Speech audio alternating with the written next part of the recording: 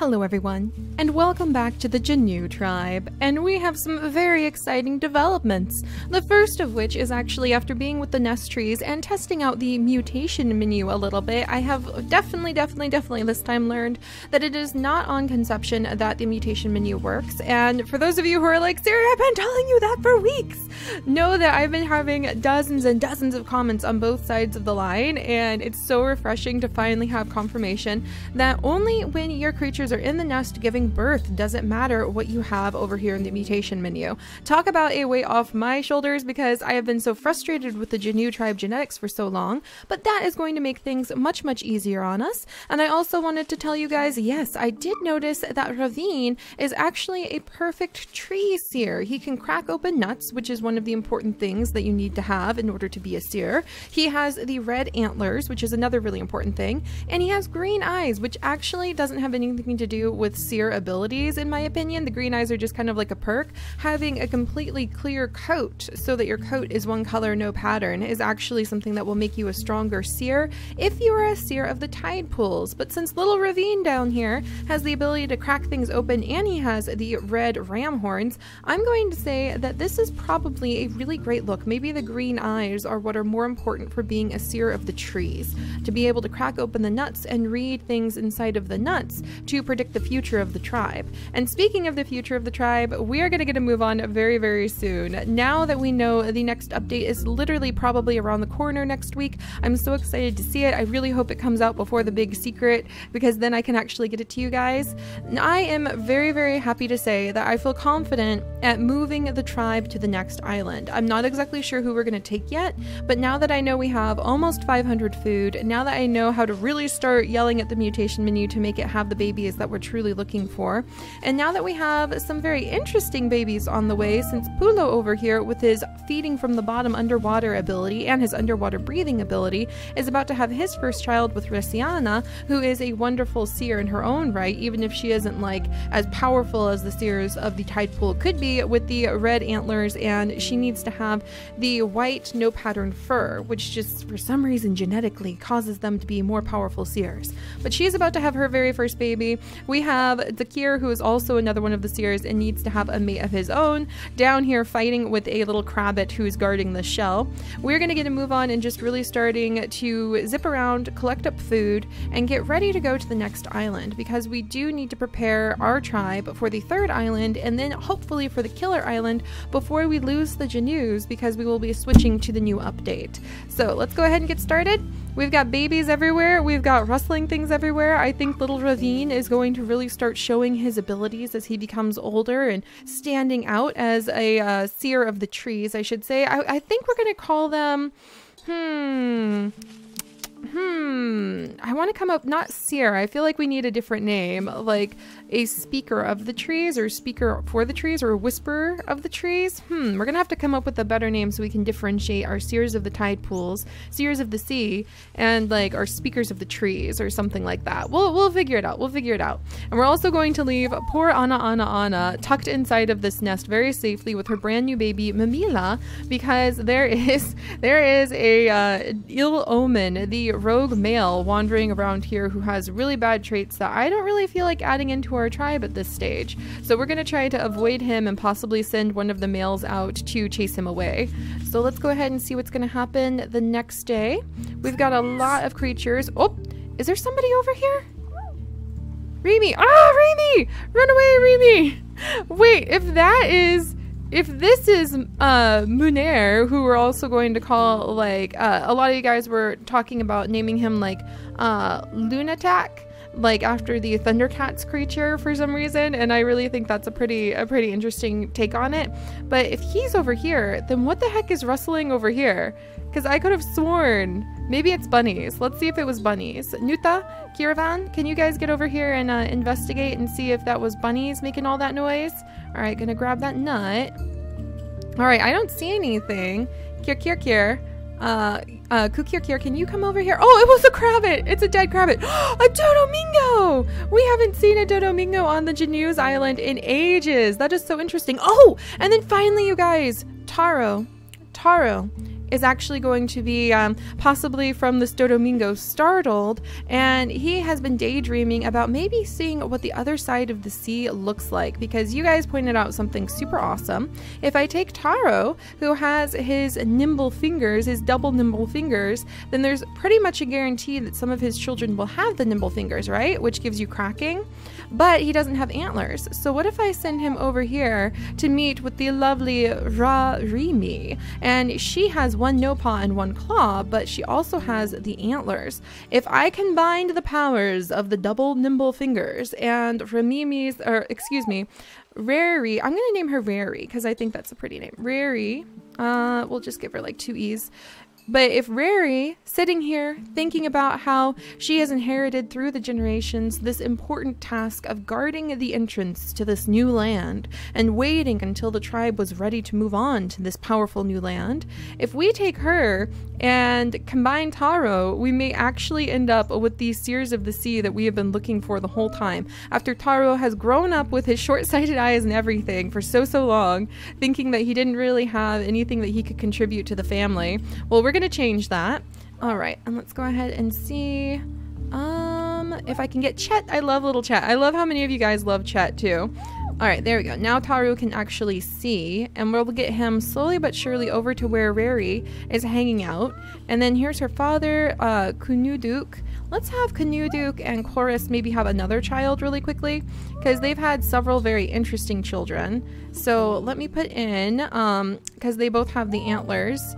If I can get them to have nimble fingers born among their children, they may actually have a seer before we even get Taru over here. So let's move nimble fingers in here. And then I want to keep, I think I want to get maybe poison fangs, just in case their child can be born with poison fangs. Or how about we'll leave big body in there, because big body is pretty useful. All right, so we're going to go ahead and have them try for yet another little child, and we'll see what the results are. And I'll have him move back over here. And then she's actually old enough. She can do a little bit of fishing. No, Rari! There we go. She can do a little bit of fishing, and she can do some really great attack, but she needs her brothers to help her out if she's going to be able to do better attack. Speaking of her brothers, Kirduk! Yes! So many fish! So many fish! Kirduk and Kunu are surrounded by fish. Oh, and Kunu, I forgot what awesome genetics you have, buddy. We definitely need to have Kunu possibly have some children, especially if possibly they are the children who can breathe underwater. It's almost like we have built up an army of underwater breathing fighters unintentionally over here at the Lost Peninsula after all this time. So I'm going to zip over here, and we're going to finally get Resiana. She just cracked open that clamshell in the hopes that she can perhaps read into it and see the future her child may have. We're going to pop her right up into the nest. We're going to have Sela over here get some of this water bun, because why not? Sela's getting a little older, so I don't know how much longer she'll be with us. Vonro is going to collect up these berries. We're going to have Pulo continue to work on just collecting up. Look at this. This is just awesome. The way that his underwater feeding ability, we can just move him around and collect up food like every time. That's fantastic. And Kunu can also do underwater breathing, but he can't do underwater feeding. So let's see. And then Kovan, he can gather up these clamshells. Ooh, and there's some fish. Can I chase the fish towards Kovan? All right. Yes. All right, Kovan, get the fish. Get the fish, Kovan! Okay, and now they're gone again. I guess I could send Kunu down here, but that's a lot of moves just to chase down like 3 fish. Fishing, I'm still not convinced that fishing is a worthwhile expenditure of my time anymore. And Akir has just stolen that clam from that crabbit, so we'll have him move around. Right now we're just in rapid food gathering mode. Any food we can snag, we definitely want to try to get our hands on. And little Kuro is old enough to start wandering around. Because I love the Jannus, but I've felt almost trapped by this level, like this island for a while now. So I am definitely ready to see everybody get a chance to move on. And we'll have Isnana come over, gather up these berries. There's no fish that I can see, so we're going to search for the fish, and we'll have the girls, because they've got enough to be able to fish up that koi. They'll have the girls chase down koi fish. And then over here, we'll do a little bit of exploring as soon as we can. Oh my gosh, is that the... Okay, there's the crabbit, and we're keeping a close eye. Munar is definitely wandering around, but he is not welcome here. And if Tadaku could chase him off, he would, but Tadaku's a little too peaceful for that. And meanwhile, little Ravine, I think now that he's growing up into a juvenile, he's learning to be maybe the speaker of the shadows. Is that what I would call it? I think that's what I would call it. And I would want to try to get the dark panda look back in on that Seers line. I love having two different lines of Seers that we're working on. And I think we'll call one the speaker of the shadows and the other the Seers of the sea. And then we're going with that S alliteration. Those of you who have been around a while know I really love alliteration. All right, and Dewey is going to continue his awesome collecting of those berries. We've got a little bit of a fight going on down here with the Crabbit out of the blue. Baria can come down and help out, and then Renar and Baria can take out this Crabbit, nice, and then clear away that piece of grass. All right, and then Quace is still managing to keep herself away from that questionable male who's roaming around. She has really great skills, actually. I wouldn't mind Quace being able, I wonder, maybe if I have her breed with Canuduk, they might pass on some of her awesome skills. Canuduk, they just need to make sure they don't have like a short-sighted child. I might try that out. Quace and Canuduk might make semi-decent mates. Yeah, look at that. They actually would make great mates. That's what spending a couple days away from the Jannu tribe can help me with, being able to see objectively all of the different creatures who would be better for each other than the ones we've had. Oh no, and Anasi is going to pass away now. I'm so sorry, little one. I don't know why she just had to be so weak. All right, there we go. We'll gather up those. We'll get this bunny, some fresh bun that we can eat. Reese was actually chasing those bunnies in search of, let's see. Oh, and there's something. So there's a clamshell, just in search of food. Honestly, I'm sorry, honestly. I didn't realize that you were that sick. I would have tried to take it a little more seriously. And then Jakku, I really want Jakku to have some babies if possible. Is there anybody nearby who he would be okay? Jakku, you're closely related to pretty much every female I'm looking at. Like maybe Kolasi could be a good mate for him. Maybe, or maybe, who's somebody with normal eyesight? When did we get, honestly, you're closely related, honestly, but you guys may have an okay child. We may have him try breeding with Honesty, actually. He's very handsome. I like that he has the violet eyes and the orange eyes, but then we wouldn't have any violet or orange-eyed babies. So maybe Kaloisi? We might try that out and just see what kind of babies they have, because we're just getting ready to leave to the next island and we just really want to see what kind of children we can snag. All right, so speaking of which, let's go ahead and move. All right, we're gonna move little Mamila. What is Mamila good at doing? She's actually pretty well-rounded. I like her strength. I like that she can help collect things. So she's going to come on over with Rayal. I love Rayal. I still love him. I love how many of you guys love Rayal. Oh, and he's going to stand up here and kind of keep guard of this spot and bring his daughter over to teach her how to pick from the berry bushes. And then Anna, let's see, what are her genetics? Anna is going to run over there to Renar. Renar would be a really good mate for her, actually. Renar or actually Chet, and I really love Chet, so let's try having her mate with Chet, and we'll see what kind of baby we end up with from that group. And then she's safe from the rogue male who's wandering around, who, like, he's just, like, kind of staring at the children, not really threatening them, but I just think he's a bad omen, a sign that we need to get off this island. So we're trying to get there to 500-ish food, but once we have a couple more kids born and I can kind of get an idea of what our genetics look like, bunny in the nest, then we'll probably start scooching everybody to the Lost Peninsula. So hopefully today or tomorrow we'll really start pushing some of our, or today or next time we're with the Jannu tribe, start guiding the Jannus. The signs are there, the seers of the sea, the whisper, or the speakers of the shadows, they're all realizing we need to move, we need to get off this island, we need to have, ooh, a very interesting baby born. What does it mean when you have a white horned child? I don't know. Rarira. Oh, why? And she wasn't born with any of the traits we needed. Why, child? All right, we've got to get her dad back up there. Short-sighted eyes is not something I want to take to the next island. And she can't swim underwater. She's really good at cracking. So I wonder what it means to have, I don't know, after we had the ill omen of Munar showing up on the other side of the island, I wonder if, like, somebody born with white antlers, we've had black antlers in the past, we have black antlers right here with Jakku, I wonder how the family would take that. I'm gonna have to do some serious thinking about that. And where's the predator I just heard? Oh, he just stepped right out of the shadows right over here. Who knows where he showed up, but he showed up. And then let me check down here.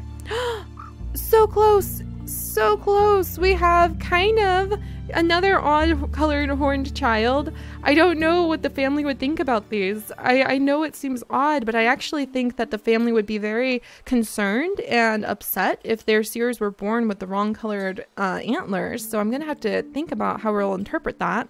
But Tavankir here, actually pretty strong guy. He can breathe underwater too. He has the spit snout of his mother, black eyes, short-sighted eyes unfortunately, but he has water body and big body. I just really, man, we got away from short-sighted eyes for so long, and then they're just trying to sneak back to us. So let's see, we'll have Chorus kind of stand over here to guard her babies. We could fight the Crabbit. I think Canuduk and his daughter can fight. Look at that, they took the Crabbit out like really quickly too. I'll let Chorus come over. Oh no, I left the baby undefended. Somebody get back up to your brother. Why can you not move? Because you have short-sighted eyes. Why does everybody have short-sighted eyes? There we go. Now we'll have them protect their brother. And here we actually have the spot where I had been chasing the fish into this little like rock area, and that really helps when you guide the fish in there because you can kind of keep them trapped. What? And we have a leech? Dang it. We'll have to try to get that leech off of him. All right, but let me see. Can't gather that food up. Let's go ahead and fight. We'll gather this food. Step up here, gather up the berries. Oh no, and did her mate just die? Seri, I'm Seri, I'm so sorry. Her mate just passed away and I didn't even notice. Oh no. All right, well, I'm gonna try to make sure. What kind of traits do we want to pass on to your children, my dear? Honestly, she could try having, well, she doesn't have the red horn color ability, but she has really healthy children otherwise. So I'm going to try having a big-bodied child with nimble fingers, maybe, just to pass on those healthy traits to whatever baby she's about to have.